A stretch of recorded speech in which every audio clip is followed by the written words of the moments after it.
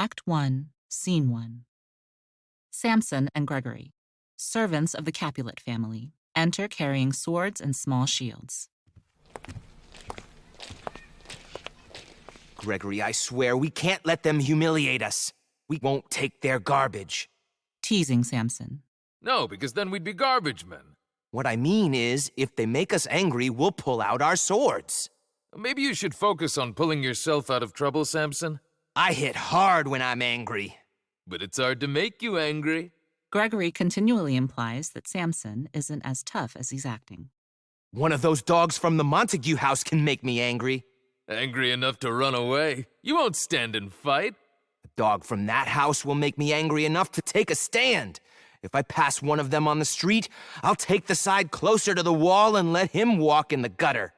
That means you're the weak one, because weaklings get pushed up against the wall. You're right. That's why girls get pushed up against walls. They're weak. So what I'll do is push the Montague men into the street and the Montague women up against the wall.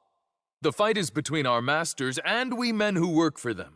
It's all the same. I'll be a harsh master to them. After I fight the men, I'll be nice to the women. I'll cut off their heads. Cut off their heads? You mean their maiden heads? Maidenhead. Virginity. Cut off their heads, take their maiden heads, whatever. Take my remark in whichever sense you like. Those women are the ones who'll have to sense it. They'll feel me as long as I can keep an erection. Everybody knows I'm a nice piece of flesh. It's a good thing you're not a piece of fish. You're dried and shriveled like salted fish.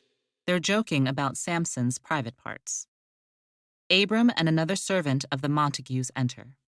Pull out your tool now. These guys are from the House of Montague. I have my naked sword out. Fight! I'll back you up. How will you back me up?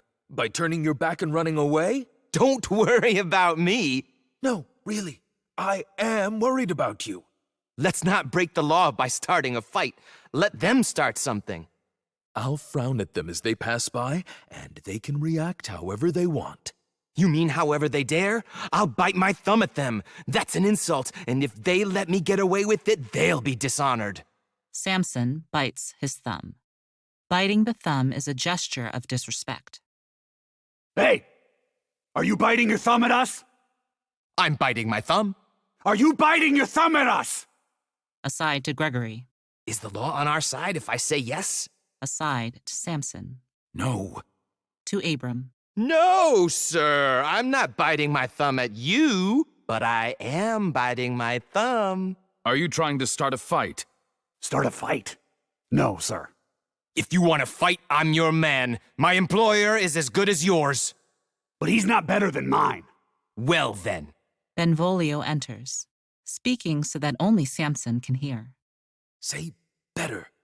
Here comes one of my employer's relatives. To Abram. Yes, better, sir. You lie!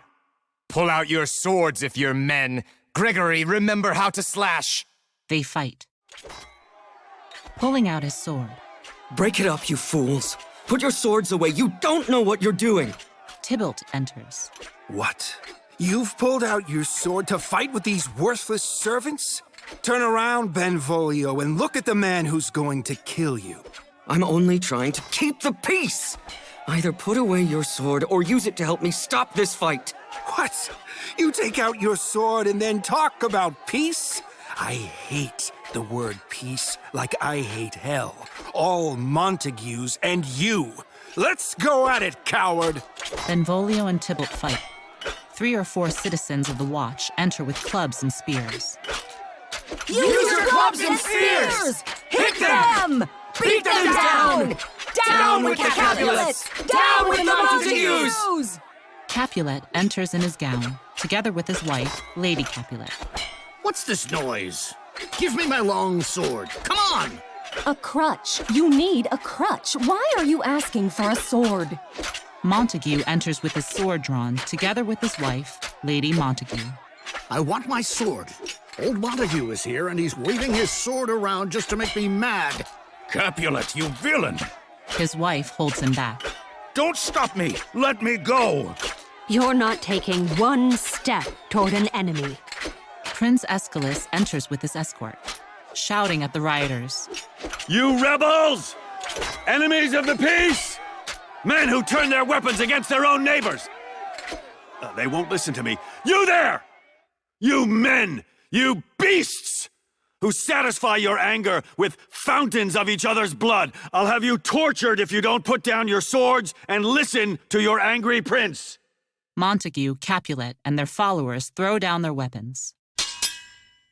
3 times now, riots have broken out in this city, all because of a casual word from you, old Capulet and Montague. 3 times the peace has been disturbed in our streets, and Verona's old citizens have had to take off their dress clothes and pick up rusty old spears to part you. If you ever cause a disturbance on our streets again, you'll pay for it with your lives. Everyone else, go away for now! To Capulet. You, Capulet, come with me.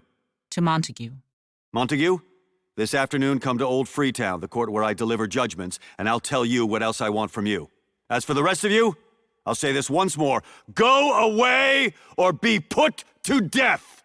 Everyone exits except Montague, Lady Montague, and Benvolio. Who started this old fight up again? Speak, nephew. Were you here when it started? Your servants were fighting your enemy's servants before I got here. I drew my sword to part them. Right then, that hothead Tybalt showed up with his sword ready. He taunted me and waved his sword around, making the air hiss. As we were trading blows, more and more people showed up to join the fight, until the prince came and broke everyone up. Oh, where's Romeo? Have you seen him today? I'm glad he wasn't here for this fight. Madam, I had a lot on my mind an hour before dawn this morning, so I went for a walk. Underneath the sycamore grove that grows on the west side of the city, I saw your son taking an early morning walk. I headed toward him, but he saw me coming and hid in the woods. I thought he must be feeling the same way I was, wanting to be alone and tired of his own company. I figured he was avoiding me, and I was perfectly happy to leave him alone and keep to myself. He's been seen there many mornings, crying tears that add drops to the morning dew and making a cloudy day cloudier with his sighs. But as soon as the sun rises in the east, my sad son comes home to escape the light. He locks himself up alone in his bedroom, shuts his windows to keep out the beautiful daylight, and makes himself an artificial night. This mood of his is going to bring bad news, unless someone smart can fix what's bothering him. My noble uncle, do you know why he acts this way? I don't know, and he won't tell me. Have you done everything you could to make him tell you the reason? I've tried, and many of our friends have tried to make him talk, but he keeps his thoughts to himself. He doesn't want any friend but himself, and though I don't know whether he's a good friend to himself, he certainly keeps his own secrets. He's like a flower bud that won't open itself up to the world because it's been poisoned from within by parasites. If we could only find out why he's sad, we'd be as eager to help him as we were to learn the reason for his sadness. Romeo enters. Look, here he comes. If you don't mind, please step aside. He'll either have to tell me what's wrong, or else tell me no over and over. I hope you're lucky enough to hear the true story by sticking around. To his wife. Come, madam, let's go. Montague and Lady Montague exit. Good morning, cousin. Is it that early in the day? It's only just now 9 o'clock. Oh my. Time goes by slowly when you're sad. Was that my father who left here in such a hurry? It was. What's making you so sad and your hours so long? I don't have the thing that makes time fly. You're in love? Out. Out of love? I love someone. She doesn't love me. It's sad. Love looks like a nice thing, but it's actually very rough when you experience it. What's sad is that love is supposed to be blind, but it can still make you do whatever it wants. So, where should we eat? Seeing blood. Oh my. What fight happened here? No, don't tell me. I know all about it. This fight has a lot to do with hatred, but it has more to do with love. Oh, brawling love. Oh, loving hate. Love that comes from nothing. sad happiness, serious foolishness, beautiful things muddled together into an ugly mess. Love is heavy and light, bright and dark, hot and cold, sick and healthy, asleep and awake. It's everything except what it is. This is the love I feel, though no one loves me back. Are you laughing? No, cousin, I'm crying. Good man, why are you crying? I'm crying because of how sad you are. Yes, this is what love does. My sadness sits heavy in my chest, and you want to add your own sadness to mine, so there's even more. I have too much sadness already, and now you're going to make me sadder by feeling sorry for you. Here's what love is. A smoke made out of lovers' sighs. When the smoke clears, love is a fire burning in your lover's eyes. If you frustrate love, you get an ocean made out of lovers' tears. What else is love? It's a wise form of madness. It's a sweet lozenge that you choke on. Goodbye, cousin. Wait, I'll come with you. If you leave me like this, you're doing me wrong. I'm not myself. I'm not here. This isn't Romeo. He's somewhere else. Tell me seriously, who is the one you love? Seriously? You mean I should groan and tell you? Groan? No. But tell me seriously who it is. You wouldn't tell a sick man he seriously has to make his will. It would just make him worse. Seriously, cousin, I love a woman. I guessed that already when I guessed you were in love. Then you were right on target. The woman I love is beautiful. A beautiful target is the one that gets hit the fastest. Well, you're not on target there. She refuses to be hit by Cupid's arrow. She's as clever as Diana and shielded by the armor of chastity. Cupid, the Roman god of love, shoots arrows at humans that make them fall in love. Diana is the Roman goddess of virginity and hunting. She can't be touched by the weak and childish arrows of love. She won't listen to words of love, or let you look at her with loving eyes, or open her lap to receive gifts of gold.